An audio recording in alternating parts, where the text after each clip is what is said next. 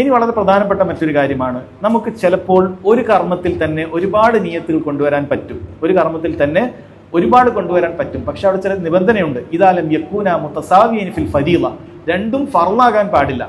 ളുഹർ 4 റക്അത്താണ്, അസ്ർ 4 റക്അത്താണ്. അസ്ർ നിസ്കരിക്കുമ്പോൾ ഒരാൾ ഞാൻ ളുഹറും കൂടി ഇതിൽ നിയത്താക്കി എന്ന് പറഞ്ഞിട്ട് ളുഹറും അസ്റും കൂടി ഒറ്റ 4 റക്അത്തേ പറ്റുള്ളൂ. കാരണം രണ്ടും ഫർളാണ്. അപ്പോൾ രണ്ടും വേറെ വേറെ പറ്റണം.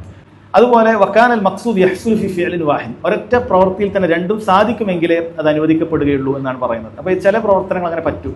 ഏതൊക്കെ? ഇപ്പോൾ നിസ്കാരത്തിന് വേണ്ടി ഒരാൾ പള്ളിയിലേക്ക് എത്തിയാൽ അയാൾക്ക് വേണമെങ്കിൽ വുളൂവിൻ്റെ 2 റക്അത്ത്, തഹിയത്തുൽ മസ്ജിദിൻ്റെ 2 റക്അത്ത്, ഇപ്പോൾ ഫജ്റിന് മുമ്പുള്ള 2 റക്അത്ത് ആണെങ്കിൽ അത്, ഈ 6 റക്അത്ത്, അത് 3 നിസ്കാരങ്ങൾ അയാൾക്ക് എന്ത് ചെയ്യാൻ പറ്റും?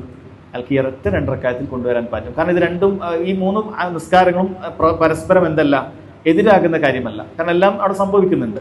എന്നാൽ ഫജ്റിന്റെ 2 റക്അത്തും അതിന് തൊട്ടുമുമ്പുള്ള 2 റക്അത്തും അത് പാടില്ല. തൊട്ടുമുമ്പുള്ള 2 റക്അത്ത് സുന്നത്തും രണ്ടും കൂടി ഒരൊറ്റ നിയത്തിൽ അത് പാടില്ല. കാരണം ഒന്ന് ഫർളാണ്. ഫർളിനോടൊപ്പം മറ്റൊന്നും നമുക്ക് എന്ത് ചെയ്യാൻ പറ്റൂല, ഇങ്ങനെ ചെയ്യാൻ പറ്റുകയില്ല. അപ്പം ഇങ്ങനെയുള്ള ചില കാര്യങ്ങൾ. അതേപോലെ വെള്ളിയാഴ്ച ദിവസങ്ങൾ ഒരാൾ ജനാബത്തുകാരനായി രാവിലെ, അതേപോലെ വെള്ളിയാഴ്ച പോകുമ്പോൾ എന്ത് ചെയ്യാനുണ്ട്?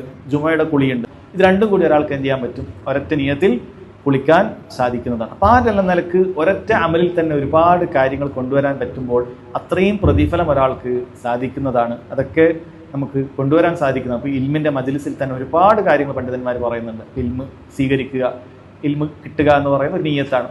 അതുപോലെ മലായിക്കത്തുള്ള സദസ്സുകളിൽ ഇരുന്ന് കഴിഞ്ഞാൽ നമ്മുടെ പാപങ്ങൾ പുറത്തു കിട്ടും, നല്ലൊരു നിയ്യത്താണ്. അതൊക്കെ ചിന്തിക്കാം.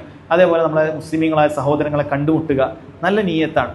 അങ്ങനെ അവരെ കണ്ടുമുട്ടിക്കഴിഞ്ഞാൽ അവരുടെ മനസ്സിൽ സന്തോഷമുണ്ടാക്കുന്ന വല്ല വർത്തമാനങ്ങളൊക്കെ പറയുക, നല്ല രീതിയിലൊക്കെ സംസാരിക്കുക, നല്ല നിയ്യത്താണ്. ഇങ്ങനെയുള്ള നല്ല ഒരുപാട് നിയ്യത്തുകൾ ഒരാൾക്ക് എന്ത് ചെയ്യാൻ പറ്റും? ഒരൊറ്റ കർമ്മങ്ങളിലൊക്കെ കൊണ്ടുവരാൻ പറ്റും.